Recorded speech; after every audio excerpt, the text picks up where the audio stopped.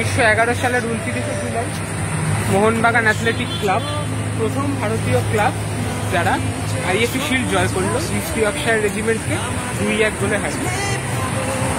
তো খেলা শেষ হওয়ার পর যখন চারিদিকে বিজয় উল্লাসে সবাই মারছে, তখন এক বৃদ্ধ পুরোহিত মোহনবাগানের একজন খেলোয়াড়কে জিজ্ঞেস করেন যে এটা তো তোমরা এখন করলে, কিন্তু ওই যে ইউনিয়ন জ্যাকটা যেটা ফোর্ট উইলিয়ামের মাথায় তখন উঠছিল, ওই ইউনিয়ন জ্যাকটা ওখান থেকে কবে নামলো বলতে পারো?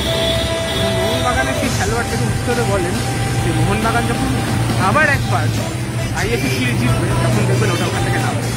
এবং কাকতালীয়ভাবে হলেও সত্যি 1947 সালে মোহনবাগান আবার আইএফএ শিল্ড জিতবে, আর সে বছরই দেশও স্বাধীন।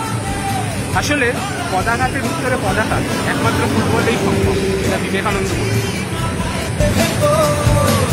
সবুজ মেরুন এক ঝাঁক বান আমরাই